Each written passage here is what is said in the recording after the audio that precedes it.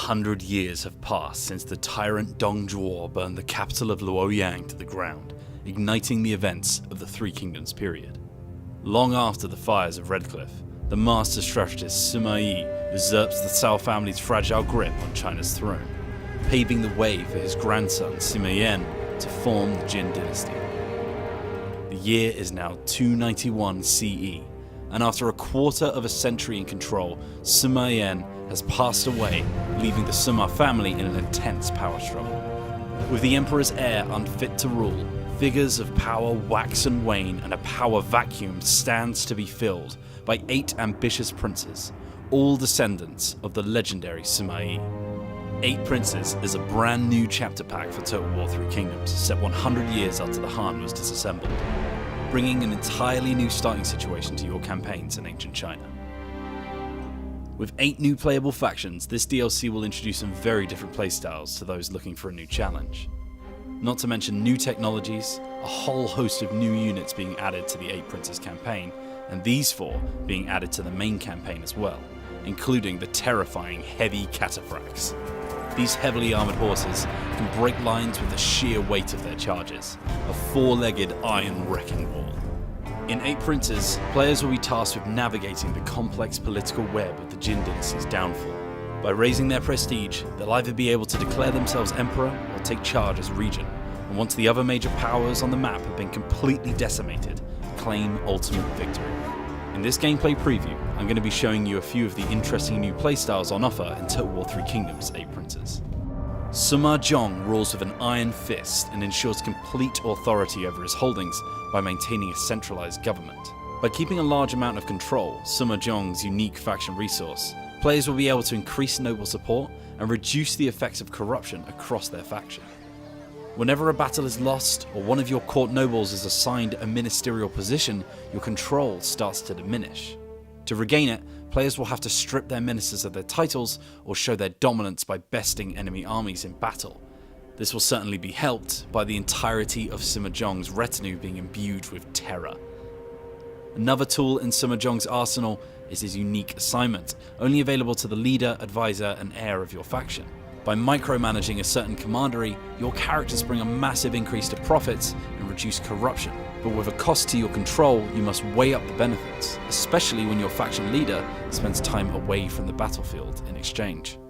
Sima Liang stands in a difficult position. Having placed the now tyrannical Empress Dowager into her place of power, he has been betrayed and named as a traitor to the Jin. With his name in tatters, Sima Liang must regain his jurisdiction, his faction's unique resource. Sima Liang can only effectively manage a certain amount of counties, dependent on his jurisdiction. By seeking the cooperation of other factions, you can increase your jurisdiction and therefore the maximum size of your domain, whilst also giving you a vassal to give territories to, should you ever stretch. Sima Liang cannot rely on rapid, aggressive expansion to gain power in his campaign, but must instead build a portfolio of subordinates to do his bidding, keeping them amply fed with new territories, which combined with a whole host of enemies bearing down upon him from the start of the campaign, makes Sima Liang one of the most difficult starts in 8 Princes. Sima Ying is a master delegator, and although he was never known for his wisdom or intelligence, he sits comfortably in the hearts of his people. As the Prince of Chengdu, he also becomes the first playable faction in Total War Three Kingdoms to start in the western basin of the map, allowing players to approach their conquests from a whole new angle. Sima Ying will flip the faction council on its head, with his unique ability allowing every single member of his court to imbue their faction-wide benefits on his lands, without needing to sit in the positions of Prime Minister, faction leader, or heir. Players will have a veritable chocolate box of faction-wide abilities to apply to their court, but they'll have to watch out for those filling new positions that have bad leadership qualities, as Sima Ying certainly won't be doing any of the work.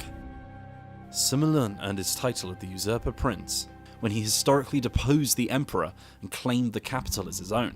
The records show that Sima Lun only lasted a mere 4 months before his scheme to become Emperor fell apart, but with the tools at his disposal, the player may be able to rewrite history and realise Sima Lun's true potential. As a schemer and plotter, Sima Lun will have access to the unique faction resource of subterfuge, which can be spent on proxy wars and diplomatic deception in the vein of the masterful Cao Cao. Alternatively, players can hoard those points of subterfuge to increase the effectiveness of their undercover networks, empowering Summerluan's many spies embedded in enemy factions. Just in case his schemes do fall apart, Summerluan will be able to fall back on his devastating unique cavalry, including his own unique unit of cataphracts, boasting even more defense than their already heavily armored counterparts.